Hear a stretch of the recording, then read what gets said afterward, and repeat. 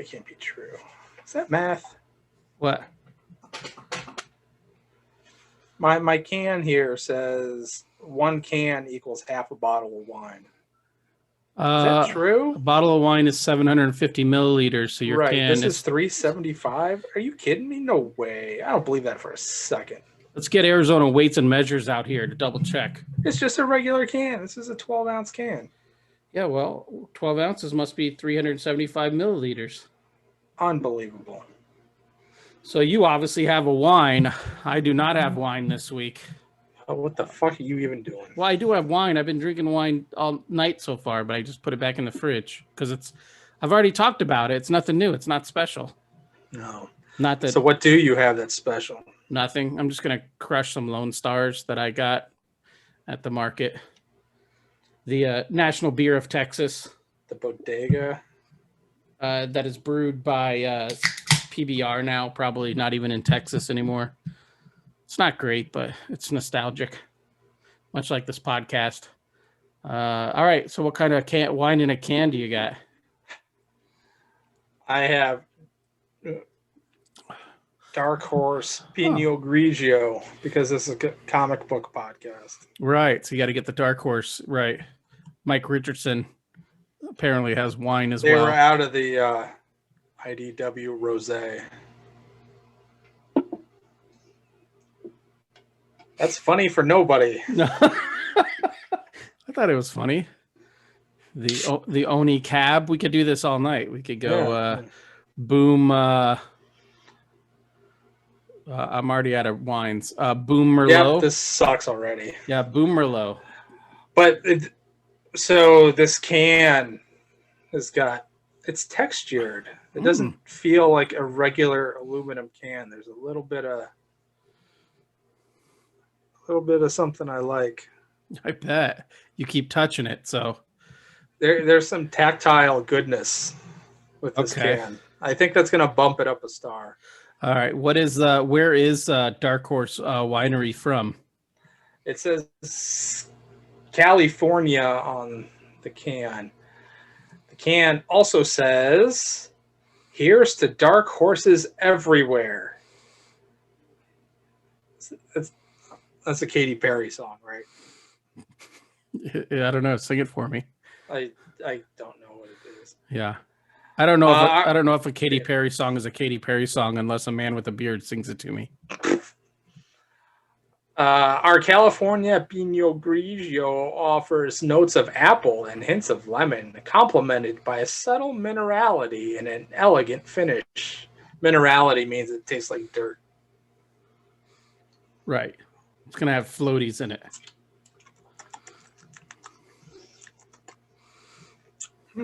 Okay.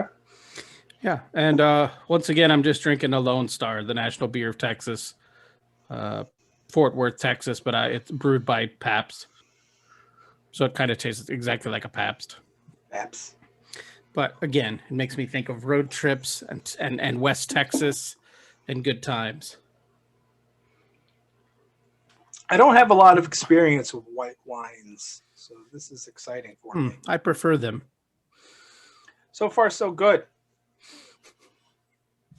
Excellent. Yeah, now it's cold, right? Or you being a snob and drinking at room temp? I just got it at the Walmart, and I stuck it in the freezer for a few minutes, so it's cooler than room temperature. Yeah, you're whatever. That's fine. This is The Illustrious Gentleman. It's a podcast co-hosted by that man, Scott Godleski, who's currently drawing Superman for DC Comics, and myself, Ryan Cody, who was coloring Family Tree at Image. The last issue came out today. Issue 12 came out today. Right before we started, I wanted to see, here we go. If you're a trade waiter, you're probably the reason the book only lasted 12 issues, but if you're a trade waiter, June 30th is volume 3. So if you're just buying them in trades, June 30th. If you're super cool dude, you picked up issue 12 today. But yeah, I finished coloring it like a month ago. But trade waiters, that's a mouthful. Just call them traders. Well, they are traders to the business of comics. if they're trade waiting. Right. To the Right. 85-year-old model, business model. That's right. Because if you're really a fan of Family Tree, you'd pick up the singles at an outrageous monthly cost and How then pick dare up the you trade. not Right. buy things the same way You better be you had double to dipping. 85 years ago. That's right. I hope you're still getting fresh eggs. And milk and glass delivered to your front stoop. That's right. Yeah. But yeah, if you haven't been double dipping on Family Tree, just you're no longer a friend of mine if you're not buying the floppies. Dead to us. And the trades.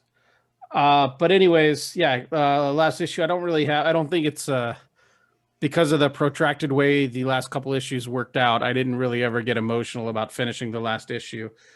Studio mate Jay Gonzo did buy me a 4-pack of beer because he asked me how did it feel to finish coloring it after it's all done, and I just kind of shrugged. And he's like, "You're not going to celebrate?" And I said, "No, it's a Tuesday." And then, or a Monday, and then he went and got me some Renhouse lagers that were much appreciated. But yeah, I think it'll all hit when I have all 3 trades in front of me, and then it's really all done. Have you ever gotten emotional working on a project? No, I don't think so, because by the time I'm at that point where it's the end of it, I'm ready. I'm either ready to move on or I'm ready to move on to the next issue. So like if there was a 13th issue of Family Tree, I would have just immediately like moved on to that and looked forward to that. But yeah, I don't really look back and get too emotional. Like I've heard this from people. I have heard from people, oh, I got, drawing this particular scene made me cry like a little baby. Or yeah, I don't know. I don't know. I wonder what it's like, that feeling is all. Yeah, I don't get really emotional about anything, and then when I do, but if I do get emotional about something, it's a gong show. It's like something that it's like something you see in a movie where you think like that guy's overacting, like he doesn't need snot bubbles and like he doesn't need his whole body to shake because he's crying. If I am going to react to something, it's going to be like that. So it's not going to be about comics. Right. It's not comics. It's just people not doing the dishes. That's the only thing that I feel anything about. Right. I feel you. Yeah, nothing. I got emotional the night I was packing up the place in Flagstaff, and I realized like my kid, it's the last time. Well, I'm sure he'll move home at some point, but it's pretty much the last time I'll have any kids living with me. That got me a little emotional that night. But outside of that, it had been years probably since, not counting like drunk emotional. Like if I'm hanging out with friends from high school and I'm drinking, then I get a little huggy, emotional, that kind of thing. But not really ever about work. No. And you said you don't either? You didn't? No. I've never done that. No. Yeah, I mean, it is cool. I did send out a tweet just saying how cool it was. Like, it's a dream come true to have my name on a bunch of Image comics that people bought in stores. My name's on the cover, even if I didn't draw it or write it. It's still pretty cool. And that's, if someone had told 15-year-old me that at some point you're going to have a series at Image where you have 3 trades and 12 floppies and people seem to dig it, I would be super pumped. Because that's always a dream, and it's still a dream. Now I got to get another Image book. Well, it doesn't have to be Image, just maybe a creator-owned book or somewhere. But yeah, so that's cool. So yeah, that's who we are, and you're listening to the Illustrious Gentleman. Go to tigshow.com for all your Tig Show needs, like Tig Show shirts. I met up with a buddy for lunch. Twister. I met up with a buddy for lunch on Saturday, and he was wearing an Illustrious Gentleman shirt. What? And then last time I'd seen him, he had a beard. And he said, "Oh," and I said, "How long did you let your beard go?" "Oh, nice shirt, buddy." And I said, "How long did you let your beard go before you shaved it?" And he like pulled up a picture on his phone. He's on his phone, and he said, "This is about." He said, "This is about as long as it got." And he showed me the photo. And in the photo, he was wearing a different Illustrious Gentleman shirt. So shout out to David Barb of Tempe. He's single, ladies. Not for long. That's right. So yeah, go to tigshow.com, pick up some, click on the merch page. There's also a button there to buy us around, and good old John Burgers bought us around. I didn't share the money with you yet, but I owe you. No, you shouldn't. I owe you. I could have paid for your can of wine. I don't know. I did get it at the Walmart. Yeah. But shout out to John Burgers, friend of the show, friend of ours. Thanks for buying us around, buddy. Cheers, mate. Yeah. Yeah, that's about it. If you go to patreon.com/super75, we're going to talk about the comics a little bit tonight, but you can also get the podcast a few days early if you're one of those people who want to be cool. And like, you're at the car wash on Monday and, the dude's like, wiping down the vet detail, after you come out of the conveyor, someone's got to detail it with the ShamWow or whatever. So the guy's doing that. And he starts talking about, the newest episode of The Illustrious Gentleman. And you're just thinking to yourself, I listened to that 4 days ago. That's why I drive a Corvette. And that's why you're detailing. That's why you're cleaning it. That's why you're cleaning it. Patreon.com/super75. Yeah. Be the fucker with the Corvette. That's right. That's right. Not the fucker cleaning the wheels. So yeah, I guess small talk. The reason I saw my good friend Dave Barba of Tempe, Arizona, who's single, is my brother took me to get like a fancy hipster haircut on Saturday. I was gonna comment on your do. It's looking sharp. Yeah.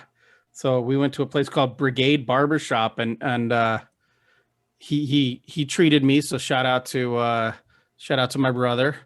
And his wife asked, like, "Oh, you guys are just gonna go to the barbershop, like just the two of you or whatever?" And he's like, he did it. He had a smart idea. He's like, he equated it to like ladies go in for manicures or pedicures or like spa days or whatever. Like this is kind of the version of that for like hipster dudes.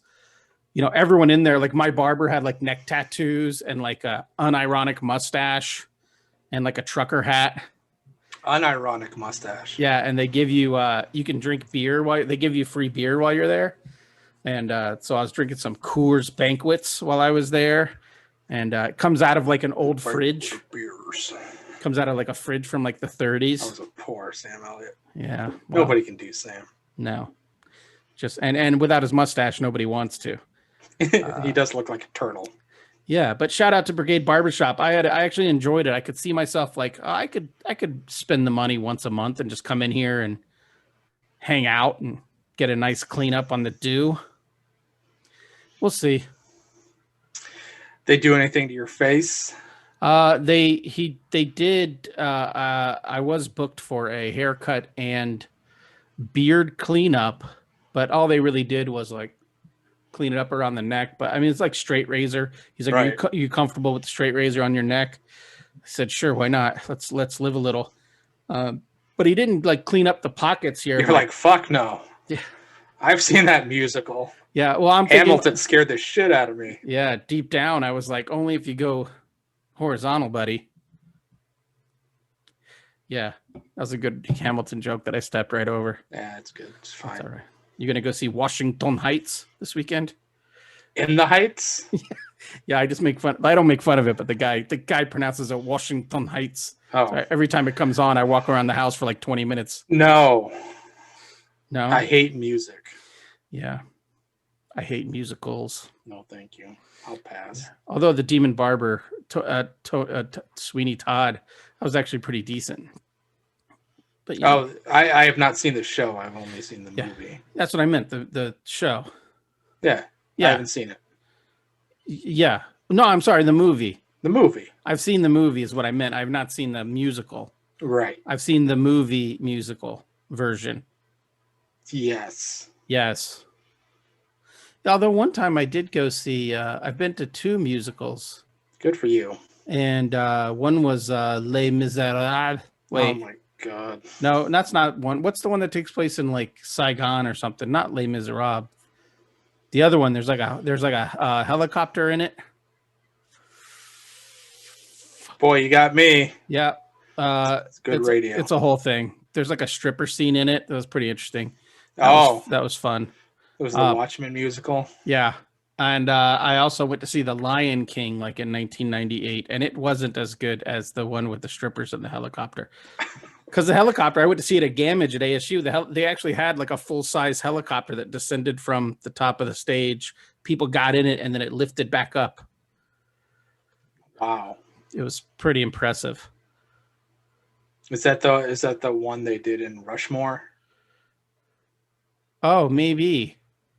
It was about the fall of Saigon. So it was people Right. getting out of Saigon. Now, I was thinking just now, what would you call the Watchmen musical? Because I think of the Spider-Man musical. I saw a bit from that just recently. I think when the Carnage trailer came out, somebody had posted the bit of Carnage from uh, what is it? Turn out the dark. Turn off the dark. Turn off the dark.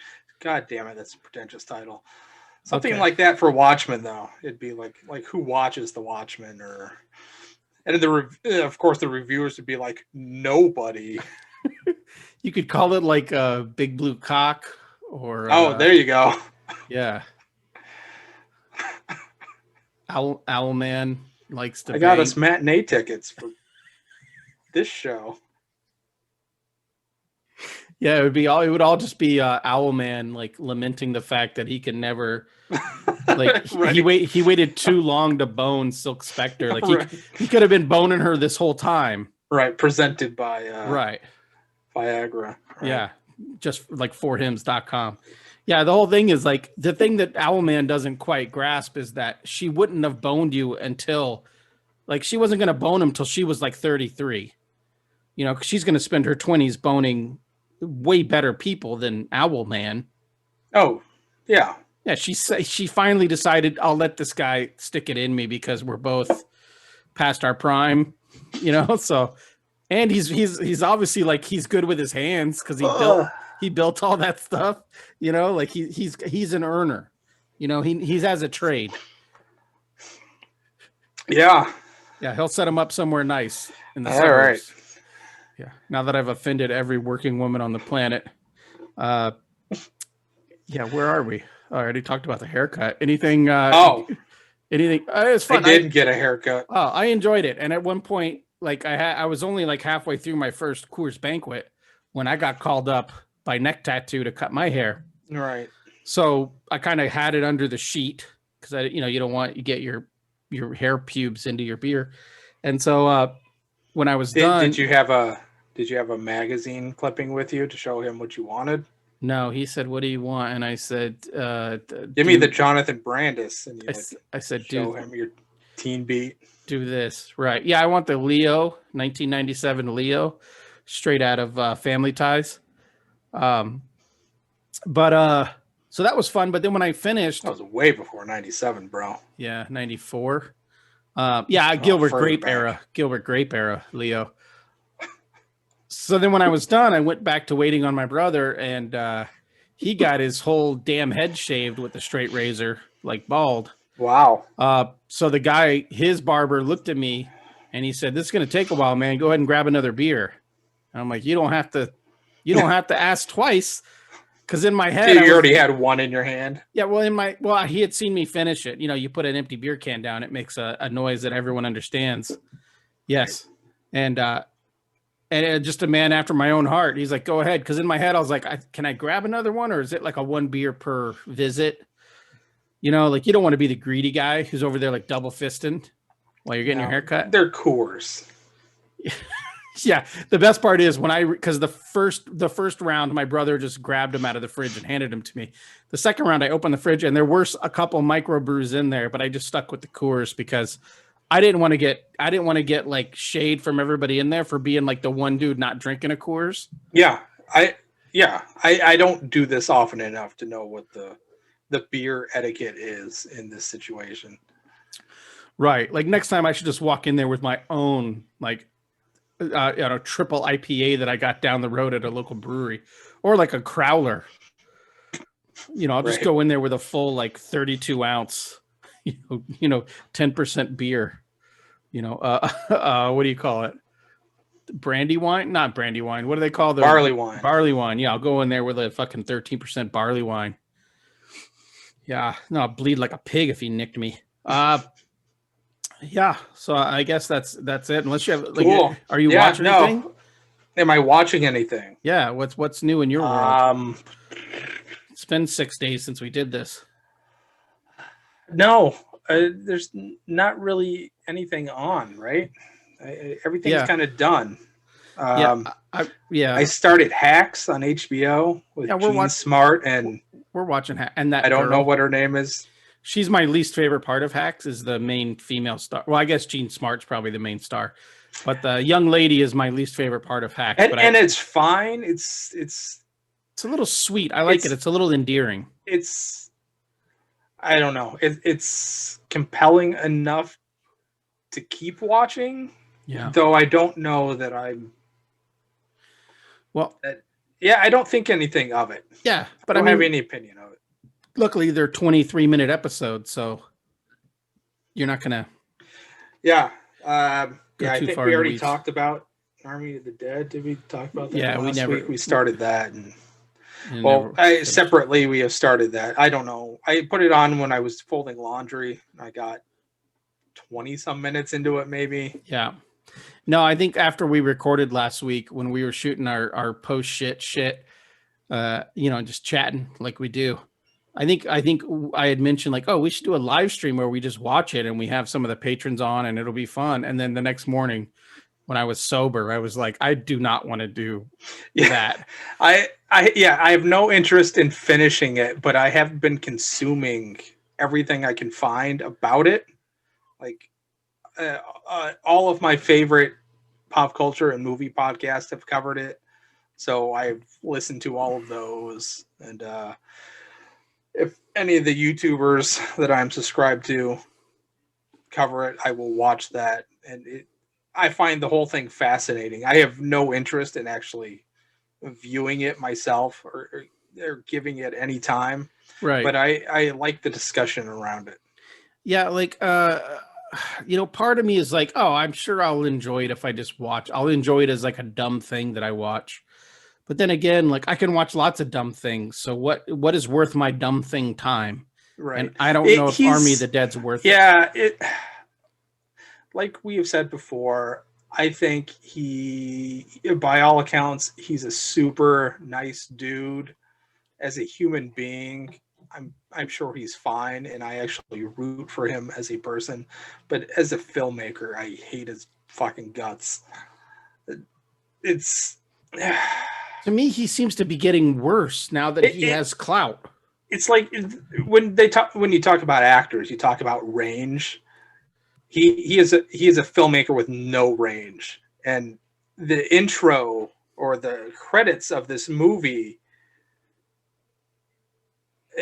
I think it wants to be like an Edgar Wright movie, or it wants to be silly. It wants to have a good time with its premise, but it is so Zack Snyder, and he only plays this one note, which is just pretentious, like pompous, just garbage. And just put on the credits of the movie and watch it. You'll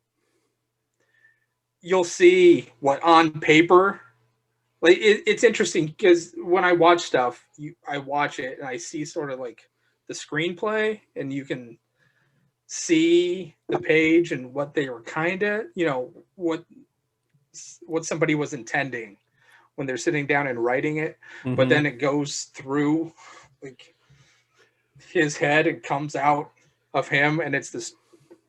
It's just. All of his movies are just so much him. It's like Mike Mignola. Like his stuff is just so much what he does that you can't separate the things, and it's the same thing with him. There's just no range at all. Yeah, when the stuff goes through Zack Snyder's head, it probably goes through the front in slow motion, and then it 360 cameras around, and then it's just exit wound in full speed. Or ramped up speed. Yeah, I can tell that this is terrible radio, and I'm not doing this justice. Just sit down and watch it, and you'll think all the same things. You'll have all the same feelings. Yeah, but also, two last thoughts is, I really like Dave Bautista, so I think he's wasted in something like this. He's better than this. I guess I've never seen him in anything other than the Guardians movies. He was in the Blade Runner sequel, and he was good. I didn't see that.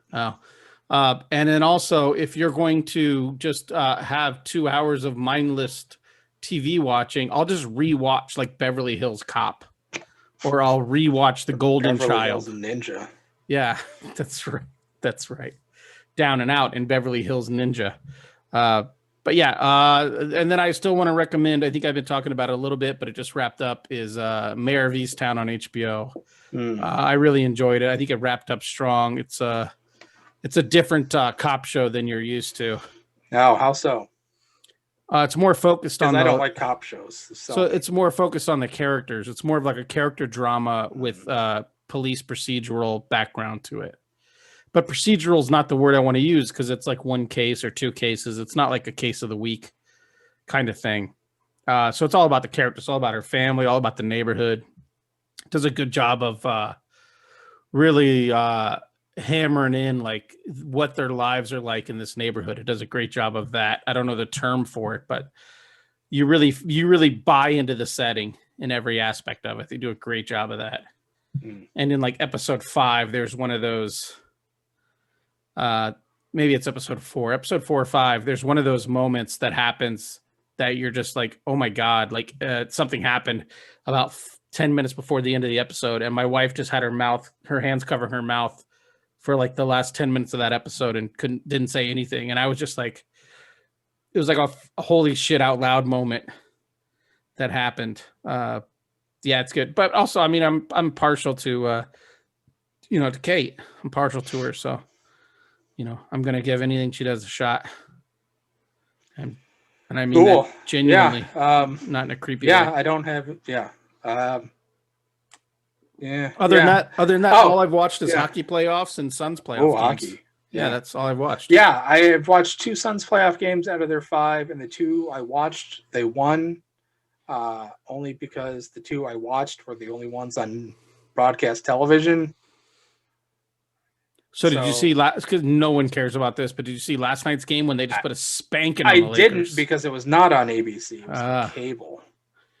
Man, it was a straight up. I saw the score this morning, and it was a straight up whooping.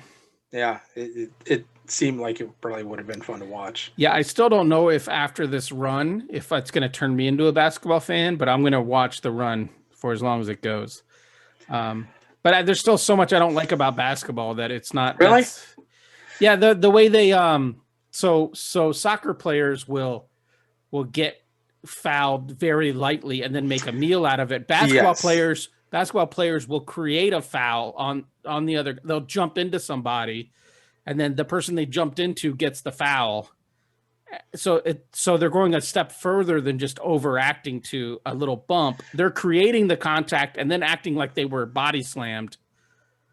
It's like they jump, like some guy's guarding them. They'll jump into the guy and then shoot, and then that's a foul. Yeah, if there were a way to take that out of the game, I prefer they take it out, but you can't. It's in like anything. It's hockey. It's like you said, it's soccer. I guess but it's like different. Penalties and fouls and shit are probably a little easier to spot. Right, but it's like it's less subjective there. It's the equivalent of leaning in to get hit by a pitch. Yeah, that's strategy then. I think it's weak as shit. I hate it.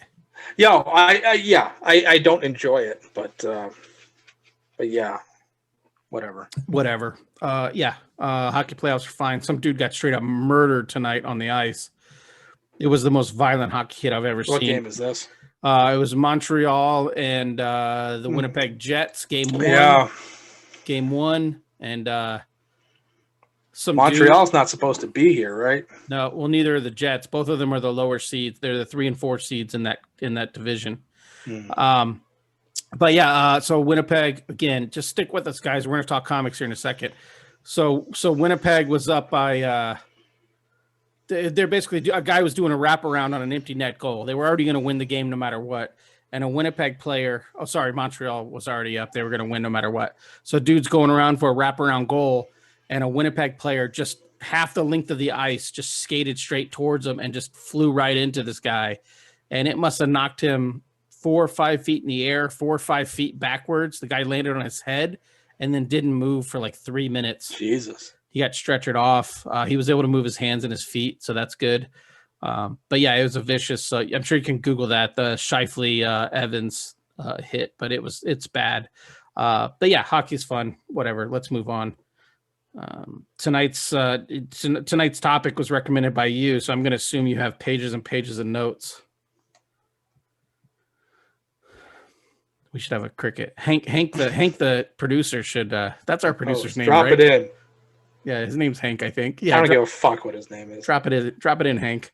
Yeah, I gave Hank your $5 that Burger sent, so he got your cut. He didn't earn that. No.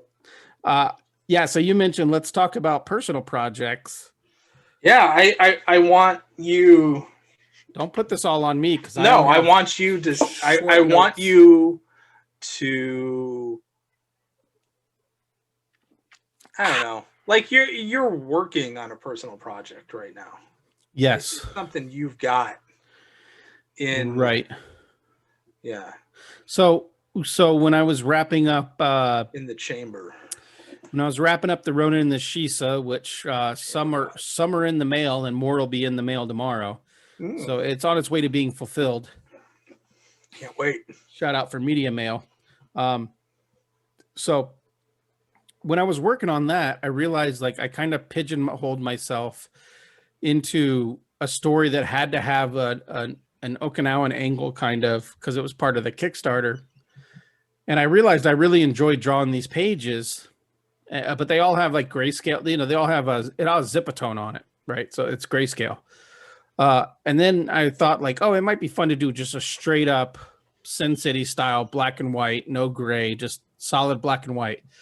So I started messing with some ideas, and then there's always been a kind of story that I've always wanted to tell, and but I haven't quite gotten around to doing it the right way. And it's essentially like a road trip. Like a crime road trip book is the original kind of idea I wanted to do because I'm a big fan of road trip movies. I'm a big fan of crime movies. So it's something I wanted to do, and thankfully because of SketchUp, it's easy to do road trip comics. It's easy to do car comics. So I was like, yeah, I'll do this. And then as I put more thought into it, I'm like, well. Anyone can, well, not anyone, but crime comics, especially poorly done crime comics, which I'm sure is what I would have done or what I will do, are a dime a dozen. So I'm like, well, what can I do to differentiate this a little bit? So now, then I brought in some old characters from another series I did that like 4 people read. So it's just it's a Easter egg to those 4 readers. But I decided I just want to draw a bald dude fucking shit up. And I'm like, well, I already got a bald dude, in another comic. So it's kind of like, what's the elevator pitch here? Everyone needs an elevator pitch these days. It's like The Professional meets, what's a good road trip movie? Like The Professional meets like True Romance, but without the romance, because then it would be gross because it's a child and an adult. But it's like for someone, I just said I love road trip movies. I couldn't name one. Yeah, I was gonna go with like Due Date meets Kiss Kiss Bang Bang. Yeah, it's She's Having a Baby meets Who's Framing Roger Rabbit. Right, because there's a sci-fi element to it. So I just say that it's a sci-fi noir because there's some superpower shit going on. So it's almost like a superhero road trip isn't sci-fi there always? Noir. Always. Everybody's got it. Yes. Like my kid just started watching My Hero Academia. They call it superpowers quirks. Do you have a stupid name? No, they're never going to be superpowers. Whatever they have is never going to be referred to in. It got me thinking about all the stupid things. It's superpowers and zombies and all the things. Everybody's got to have their own fucking name for it. Right. It's like abilities, or it's there's always code words for everything. What's your touch? Extra human. Yeah. The touched. The nevers. Oh, I don't watch that. You haven't watched that? No, because I watched. You watched that? No, I watched like 10 minutes of it, and I'm like, this is fucking terrible. Oh yeah, it's bad. It's not good.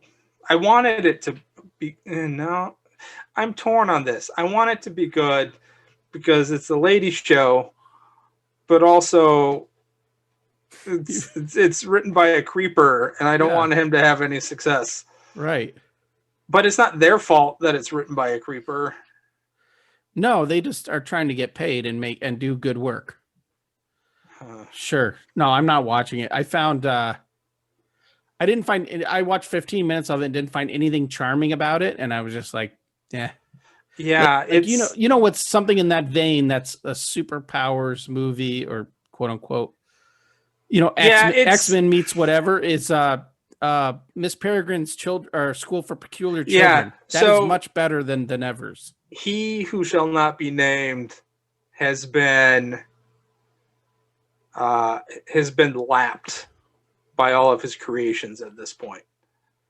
So he's like Kevin Smith. Like, I think I was telling you the other day that Kevin Smith is the new Stan Lee. Like, he's this dude that invented this particular type of entertainment, and then just hung on to that and just becomes a caricature of himself over time. And that's what Whedon feels like. The show is very Whedon-y, and it really turns me off because he's still doing the same stuff that he did. Right. He's 20 years ago. He's the let nerds be proud of themselves guy and never advanced past that. Yeah, well, yeah, because he's the originator of. It's kind of like Aaron Sorkin. I'm less sick of Aaron Sorkin, but he's getting there, where it's Kevin Smith and Joss Whedon are the godfathers of the super fast, witty, quippy, pop culture infused, dialogue driven stuff. And so that was fine when they started it because they were the only ones doing it, or they did it the best. But there's been an entire generation of writers after him who have taken that but just done it better. Right. And he's still doing it the same way. So it just feels old and annoying, and I just hate it. Right. And I slogged through it, and I got to the season finale, and he did an incredibly stupid thing. I'm going to spoil it for everybody because I don't give a shit about this limp dick bitch. The final episode jumps like I don't know what the time frame is. It's like 200 years into the future. There's like army people, and they've got laser guns, and they're looking for the alien thing, and it turns out that the main character is a time traveler, so she's in the future now, and it turns out that she went back in time and inhabited somebody else's body who had just killed themselves. And it was such a hardcore Whedon thing to do that I was blind for like 3 minutes. I rolled my eyes so hard. Yeah, that just reinforces I'm glad I never went more than 10 minutes into the first episode. Yeah, I think the premise is just old and played, and I'm really done. As much as we had previously called for more alternative superhero stuff, I'm done. I've had enough. I've seen enough of them that don't work and are boring. Just stop. Yeah, so my comic is nothing like that because we will never address or give names to what they do. Exactly. That's why yours is the best. Yeah, they just do what they do. I cannot wait to see the Netflix show. Well, you're going to be waiting a while. It'll be in development for 50 years. But yeah, so it's like part of the reason that it's black and white, and part of the reason it's black and white is it's much faster to do if you do that. What's the term? Chiaroscuro, the stark black and white chiaroscuro. Yes. Chiaroscuro. If you work in that style, you can draw a lot faster, and it also that's a rendering style, hatching. stuff, right? Oh, I thought it was just strong heavy blacks against strong negative, like a strong negative space against a strong design space. Oh, I thought it was a shading style. Oh, I could be wrong. I always confuse it with Mark Chiarello, who was a great. This is the art podcast. Yes, yeah. So, anyways, it's stark, heavy black and whites, like Sin City, and Tothian. yeah, sure, yeah, and partly because it's fast and I can draw pages fast because again, I'm not getting paid to draw this book, and then also partly because it's cheap to print. I learned when I printed Ronin and the Shisa, if you print a black and white grayscale book, it is cheap to print. So I'm like, well, I could do this and then collect it. You know, I can do a page or two a week. So let's cut the middleman out of there and say 70 something pages a year. Print that for, less than $3, $4. Sell it for like $7. Just put a book out there. That's kind of my thought. I could never have the time. Like if I want to do a great superhero epic, the pages would take 3 to 4 times as long, and they would never be cost. What I would have to charge. It's like these guys who, and I don't want to call anybody out, but it's like the guys who run these Kickstarters for full color books, and it's $10 for a floppy, and it's because it costs so much to print in color. Like I don't want to be that guy. I want to have something that is price comparable to what you would find at the comic shop. So a 70 to 80 page graphic novella, if that's the term to use, should be $6 or $7. And I think I can make that happen. I know I can make that happen. So, why not do something? And then in 20 years, if I do one of these a year in 20 years when I'm dying and no one's read them, I at least can say, hey, I published 20, here's 20 graphic novellas that I did for me, kind of like the podcast. Like the podcast is a time capsule for me. This is a project I can experiment on. No one's going to tell me what to do. I can. So how many pages in are you currently? Well, it just launched, so the Patreon is up to pages 6, 7. Wait, 1, 2, 3, 4, 5, 6. I think the Patreon's up to. Okay. Maybe 7, 8. How many do you have planned? Well, my original thought was let's do 60, and then let's do see how it feels. Yeah, just a tip. But just thinking like a 3-act structure, 20 pages. Let's see where we're at there. But as always, I'm currently drawing page 11. And I don't know if I'm halfway through the first act of a 3-act, so it might be longer. Maybe I do 75 pages. Well, JJ, you should probably figure that out. Yeah, the thing is I'm not writing it like Ronin and the Shisa. I really didn't plan out. This one I'm half-ass planning out to where I'm at least trying to block pages out. Like this scene takes 6 or 7 pages. This scene takes 7 or 8 pages. Well, that's 50% more planning. Yeah, it's like twice as much planning. So I'm pretty proud of myself. My Google Doc is more than 1 page. So as this is a thing that you're doing when you can, with a goal of doing 1 or 2 a week. Yes. Do you find joy in doing it? Does it give you a different feeling than paid work does?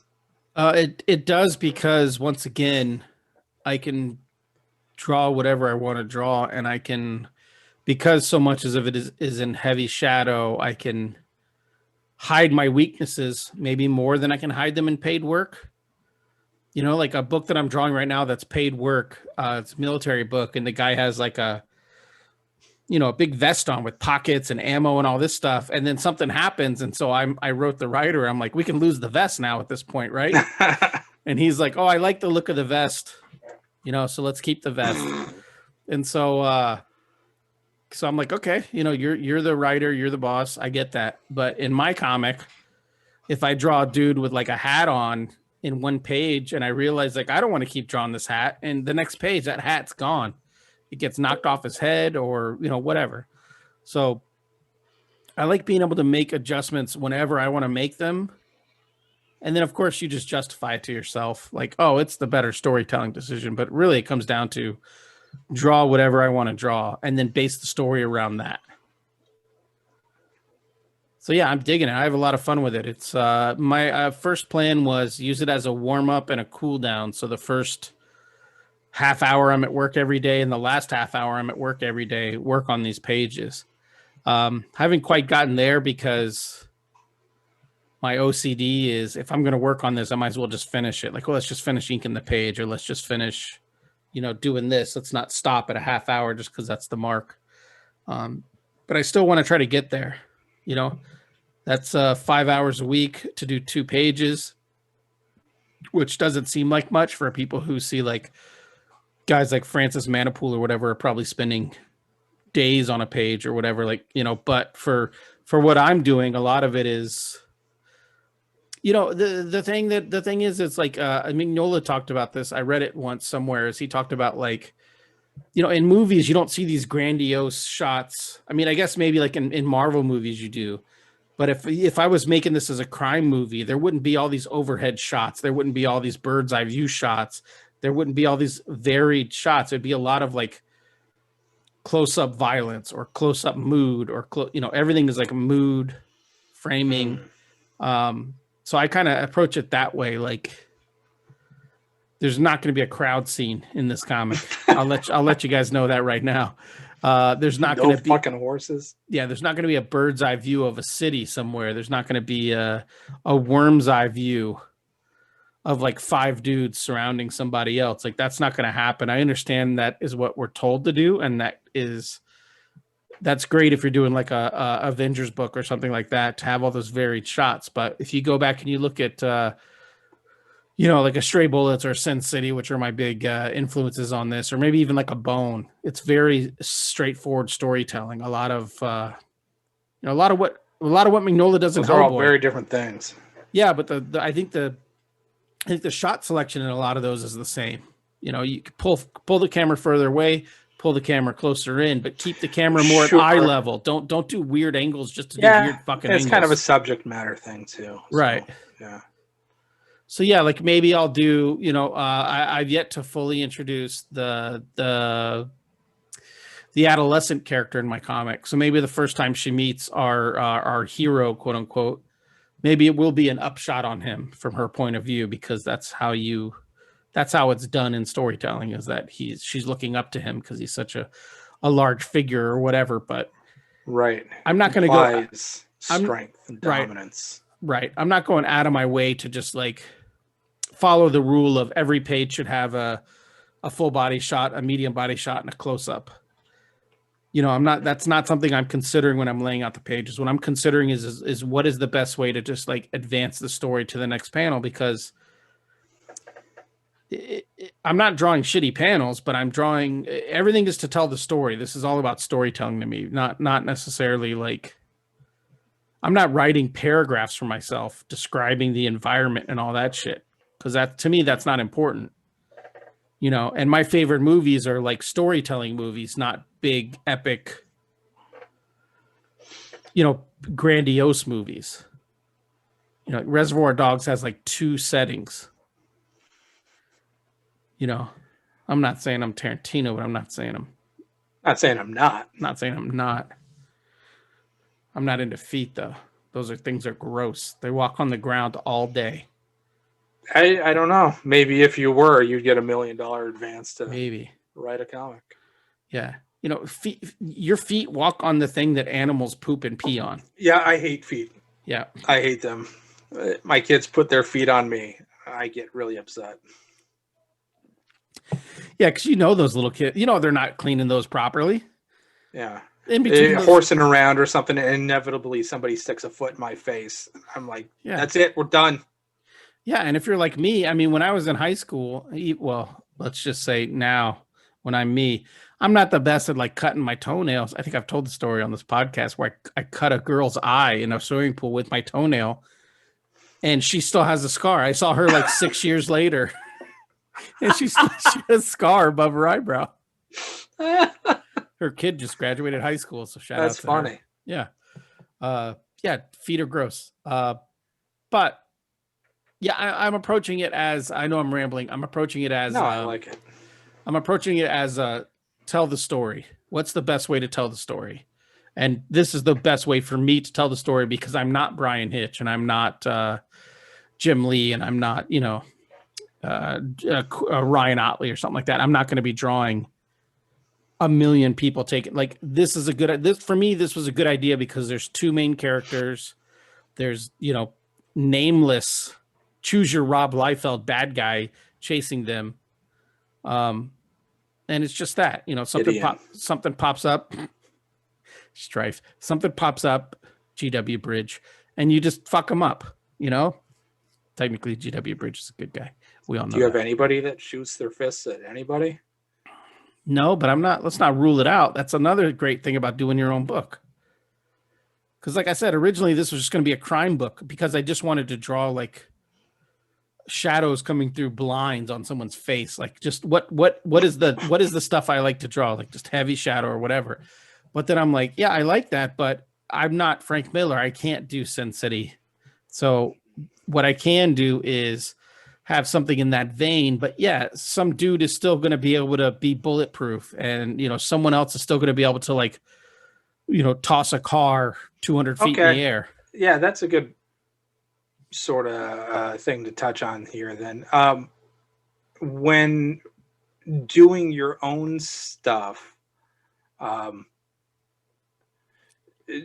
do you like the voice that you feel like you have storytelling wise? Is that something that pleases you? Do you think, oh yeah, this is, I think there's a difference between this is what I like to do and this is what I think is good. But if you can marry those things. Right. Well, I'm definitely leaning into this is what I like to do, and I'm hoping it will be good. But I'm not, I don't have any illusions that after this book is on Patreon for a year and then collected and I self-publish it, I have no illusions that it's going to, I'm going to be sought after as a writer after this, or sought after. I'm not going to be Brian O'Malley when this is over. This really is like the epitome of just like a personal project. This is just something you want to do. This isn't a thing that you have intentional aspirations for beyond. Right, because being something you want to do. Right. Well, I want to do it. I want to do it and make myself happy. So like when you were brainstorming this thing, was the beyond this is what I like, this is what I like to draw, this is what I think will be cool, was do I think I can sell this part of the equation in developing what it came to be? No, that never. Well, no. I don't assume. I did think about pitching it once I finished the first like 20 pages, like pitch it to companies, but I don't want to color it. I mean, I'm drawing it so that it's not. I'm drawing it so that the color is unnecessary, at least in my opinion. So I guess it's. And I'm also, I mean, the pages have already been templated to what I know I'm going to print them at. So it's 6x9. It's not quite as large as a regular floppy. So it's like if I did pitch it, I would have to get a publisher that would agree to print it at 6x9, print it in black and white. And I'm not against that. Mostly, I'm not. That's not my aim at any point. Because again, I found a local printer that I'm happy with, super happy with. So I know what I can print it for. So the only advantage to getting it picked up by a publisher is that more people can order it and I don't have to mail it. That's the biggest advantage, is that I wouldn't have to mail any out if it got solicited by a publisher. So I might pitch it at some point, but that's not my intention. And it was never my intention because no one would ever option this. It might be like the least optionable thing ever is like, oh, it's super moody. And like, let's make like an LA Confidential, but black and white. but then add like LA Confidential meets Heroes or something like that. Like it doesn't lend itself to save the cheerleaders, save the world, to get optioned, you know. I think it could be cool because I like that. Like Fury Road, I think works because it's something different. You know, I think like Sin City the movie. Well, I guess that works because it's exactly Sin City the comic. But those things can work. But I don't know if I would ever be given those opportunity. And I don't think this is. In no way do I think I'm like a writer where this is a writing project. This is a drawing exercise, and it's something to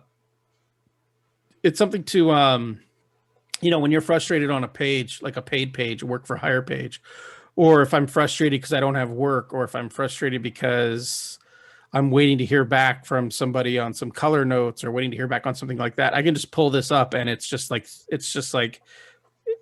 like art therapy. It's better than doing nothing.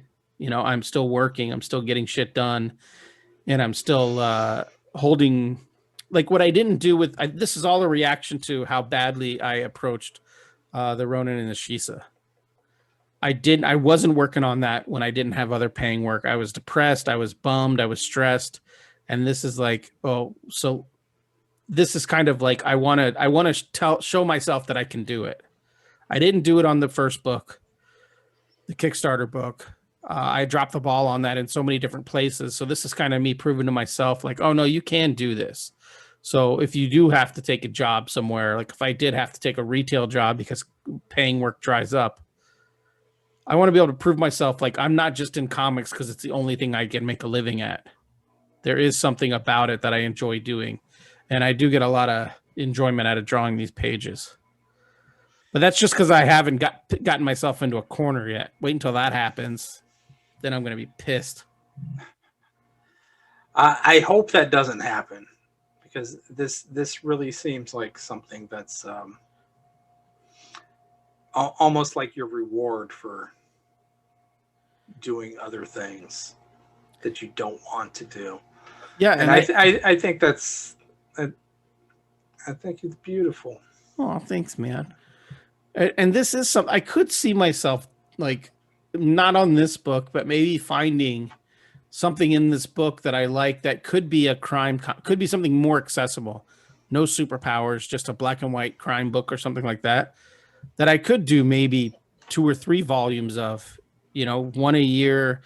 Because, I mean, you think about like, oh, what's 1 page a week? That's nothing. But if you could do 1 1/4 pages a week, by the end of the year, you have a 65-page, again, graphic novella, for lack of a better word. You know, 3 issues of a comic, essentially. Put it together, sell it for $6, and it's a little crime story, and you could do 1 a year. That's kind of my idea. Sit on the couch, read it. Yeah, like not now, kids. I'm reading my stories. Yeah. Yeah, I kind of like. I started this one late. Obviously, I started this one graphic novellas. I started this one just about a month ago. I started posting the pages, but if I can keep up 2 pages a week for a while, I could still wrap it up by December. Like the fantasy of mine is start a new comic on January 1st, black and white, post it to Patreon. Doesn't have to stay black and white. If I pitch to a publisher and they want to publish it, then maybe I go back and color those pages. But January 1st, start a new book. By the end of December, have a book. And maybe it's, you know, if I can stay to 2 pages a week, then I'll have almost 100-page, you know, I'll have like a 90-page book in December. You know, so think about that. If you can do 2 pages a week, and I know it's easier. So for people who listen to the pod, for that guy, if he wants to make comics, but he works a full-time job, he's like, I can't make comics because I work a full-time job and I got a family or whatever. You're right. You're 1,000% right, and you're making a poor career decision if you shift away from your reliable daytime job. But you can eke out a page during the week, and you can eke out half a page on the weekends. So that becomes what's that? That becomes like 5 to 6 pages a month. So at the end of the year, you could have 3 issues of a comic done at the end of the year. Yeah, this I think this is really great, and I'm super inspired right now. It feels like those articles where they tell you, "Oh, you're broke all the time. Well, don't buy a $5 Starbucks every day, you fucking idiot." Someone in But this. I believe this article. Yes, someone in Not this. those. This one I buy. Yeah. Someone in the studio got sushi dropped off today. It wasn't me. Hmm. He Yeah, he hey, also those sushis are nice until those ER bills come in, my friend.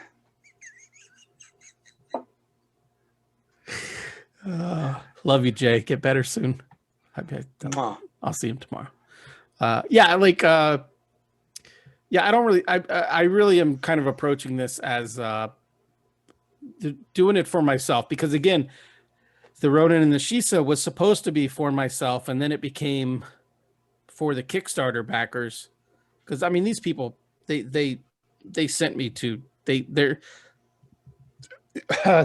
they let me fulfill like an adulthood dream. That's the wrong way to phrase that because then it sounds dirty, but you know what I mean. Something I've been wanting to do for like 20 years, which doesn't sound any less dirty. And so I felt like I owed them something, and then I felt like maybe besides being late on the book, which that's all on me. You felt like you owed them. I felt like I owed them, but I also felt like birthday. Yeah. And then I also felt like, you know, when it's a birthday, but you get them something at the dollar store instead of something they really would like. I felt like you get them something that you would like. Right. Yeah. Like my white elephant gift that I took my own white elephant gift and I love it.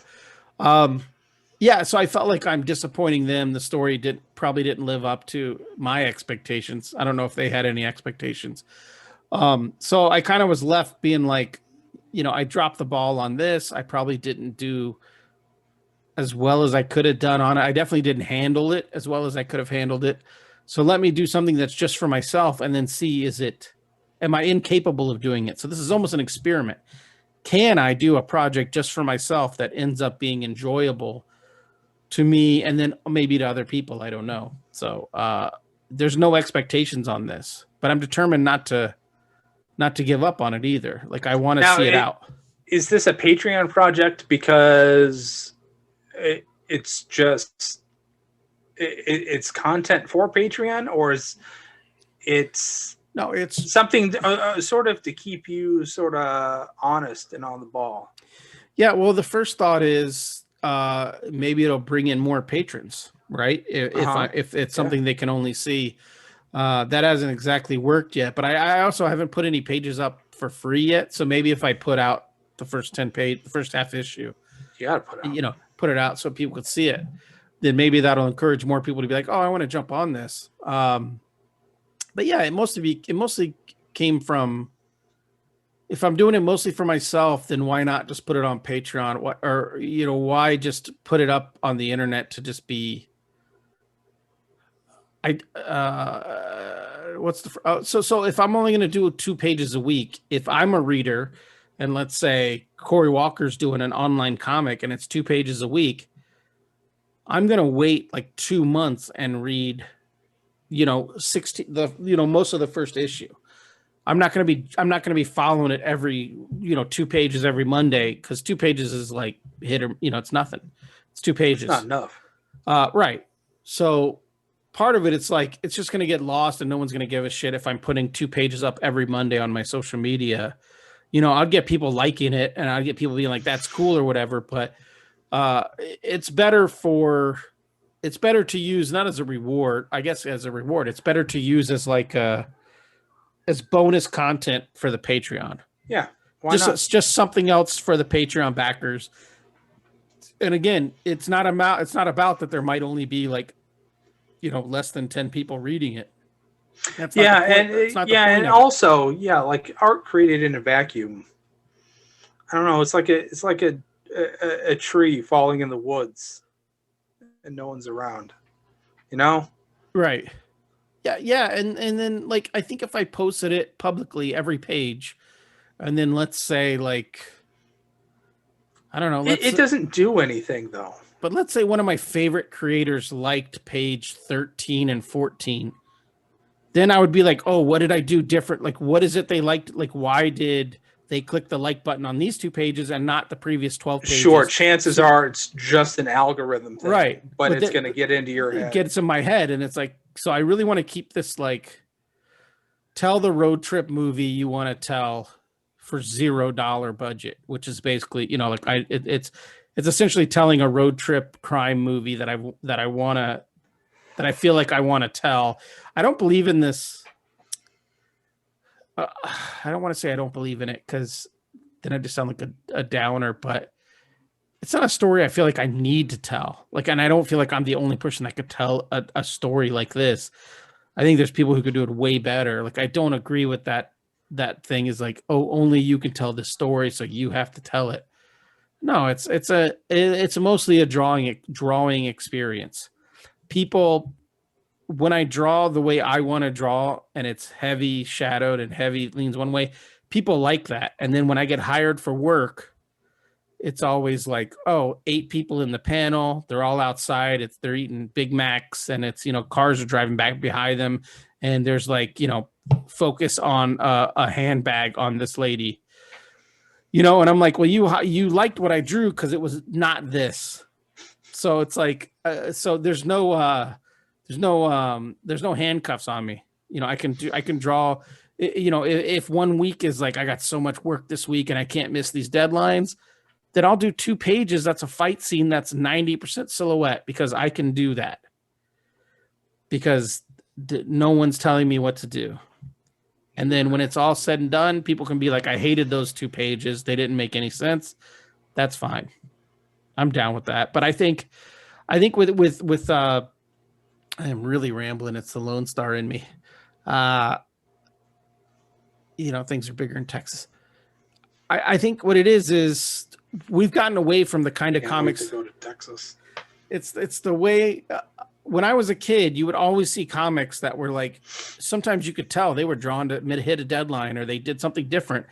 Lots of silhouettes, a lot of backgrounds dropped out, and you could say it's lazy, but it's not lazy. It's more than that. But in today's modern comics, my favorite artists might draw like 1 silhouetted panel in an entire book.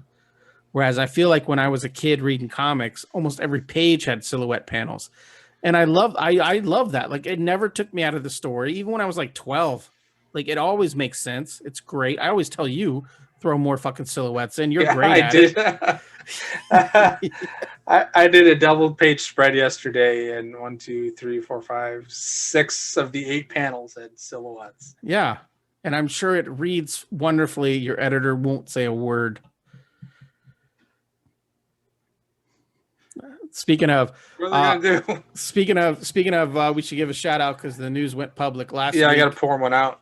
Yeah, last week we were talking about people who supported us and people we were huge fans of and people who do right by us. And you mentioned Jamie Rich, and then it came out today on social media that he's leaving Detective Comics.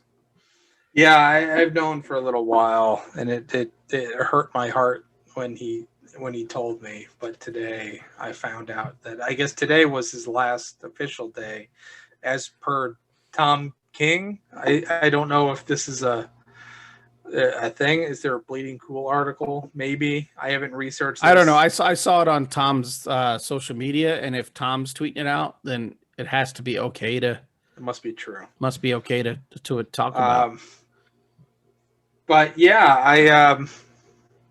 I like personally, I'm super happy for him. I know Lady Killer, right, got picked up. It got optioned somewhere. Him and Joelle. I'm sure we'll be doing something for that. So he's got that to look forward to. But this is, from what I gather from the man himself, this is a thing, a decision he came to on his own. This is right. His own terms sort of thing. This is not No. some sort of editorial reshuffling or something happening because of the Discovery purchase, merger, whatever. This is a thing that Jamie wanted to do, so I'm totally stoked for the man. Right. I'm super happy that he is pursuing the things he wants to. I have to say I'm more than a little bit nervous because he's been he's been the dude beating the drum for me over there. I feel like I feel like I'm one of his guys. I think Mitch is one of his guys. And I feel the same way. I mean, I'm certainly not Mitchell. I don't have the Eisner Awards or the whiskey cabinet, but or the barbecue smoker. But I feel like Jamie claims as much ownership over me there that he does Mitch. So yeah, on a selfish level, I'm super bummed to see him go because I don't know what that means. Right, like now you have to email someone else and be like, "Hey, what's next?" I don't know. Should I have asked for an application at Costco tonight? I don't know. Right. I'm sure there's another editor you can email, and then they probably won't email you back, but you could ask that question to somebody. Right. Yeah. It's just. I feel more feelings in the former sort of circumstance where I'm just happy for him that he gets to make this decision for himself to be able to do the thing that he wants to do. Yeah, I mean he made he was in charge of. I mean, I think Batman currently is riding a high, and maybe it's Tom King, and maybe it's Jorge Jimenez, but that's all because of Jamie. So that's one of the things. I don't know what another industry equivalent is of this, but people really have no idea how much work editors do and how much garbage from people like me that they have to put up with. Yeah, I mean, whatever they make, it is not enough. I mean, I only have to put up with your garbage, but if I was a group editor at DC, there would be like 100 of you. 30 of me. Yeah. Be the worst. But yeah, I'm sure he has something up his sleeve, for lack of a better term. So this isn't something you just do on a whim. So whatever he does next, I'm sure it's going to be successful and good. Yeah, no, totally. Right. Jamie Rich is a buy stock right now. That's right. Whatever it is that he's going to do is going to be great. Right. And after listening to this podcast, I'm a sell stock because I'm like, I'm going to do what I want to do on this comic and then try to sell it. So word up, pick it up. Patreon.com/super75. Man, I was supposed to mute that one. But that's what, hey, go big or go home. Texas. HEB, shout out. Austin. Yeah, you did what you want to do, man. That's right. Shout out to the Gold Star State. I don't think that's correct. Whatever. Yeah. You look tired, buddy. We should wrap this up. You can go to bed. I got to go finish my 4th page of the day. Are you ever going to learn, Jamie's not around there to yell at you. Are you ever going to learn, just stop taking days off. Just work every day, and then you don't have to do 4 pages. If there's anything I can be counted on to do, it is to never learn anything. Okay. All right. What do you think about the reason I haven't been grabbing those cans or whatever is because I can get a full bottle for less than the can. This was like $5. Yeah. Barefoot. I needed something for tonight, and I just this is the cheapest one. I'll just do it. But yes, I should probably go bottle. Yeah. Pinots are good. I like Pinots. Yeah, I wasn't sure what to expect. It's an intimidating word. You know, I can what I? I Sorry. previously had the box, the milk chocolate box of Mm-hmm. what was it? Cabernet? Mm-hmm. No, Yeah. Chardonnay. Cabernet. No, it was red, so it's Cabernet. Cabernet. Mm-hmm. Yeah. Sauvignon. Um, and I enjoyed that. That was Cabernet's a red, yeah. Right. Um, yeah. So, like I said, I don't have a ton of familiarity with the whites, um, even though I obviously should. I, but I dig this. I like Yes. it. It is. It is. It's not sweeter, but it's fruitier for Okay. sure. So I would So recommend. I do get a lot of that apple out of this dark horse. So I would recommend if you want something a little tartar and drier. Next time, try a Sauvignon Blanc Mm, because that's the kind of the tardiest white, more intimidating words. and I like tardy whites. You like white tarts?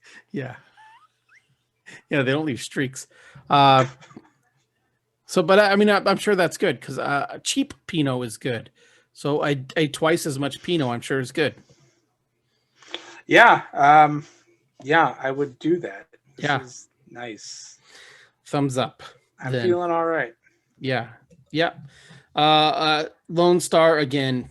Drink it if you're nostalgic for the national beer of Texas, or if you're in Texas and you want a cheap beer, go ahead and get it. But I mean, if you're in Arizona, I could have got Old Styles. I could have got anything that's tastes a little bit better than this. But again, I was in the store, I saw it, got to get it. Much like Q-Tip said, you got to get it. Got to get it. Based on your beer bracket and what I know of it, this went out early. Yeah, it sounds like Lone Star's a favorite by sentimentality and not by palate. Yes, if I had a Lone Star T-shirt, I would wear it often. Says the 45-year-old man. All right. I'll get you a Lone Star T-shirt. Thanks, buddy. Thanks, but it'll be Bill Pullman. It won't be the beer. Even better. Thanks for letting me ramble on about my comic I'm drawing at patreon.com/super75. I love to hear, and I'm super jealous of it. Yeah. Well, I mean, once you start hitting your deadlines, then we can think about you can start thinking about doing a page a week. I got other things. There's other things. Yeah. Don't I know it? All right. I got to wipe that red off of my ledger. Yeah, I know. That's right. That's right. You got shit to clear up before you can go full Scotty God. Send us home, buddy, so you can get back to work. Love you, everybody. Love you too, buddy. Have a good night. Have a good night. Bye.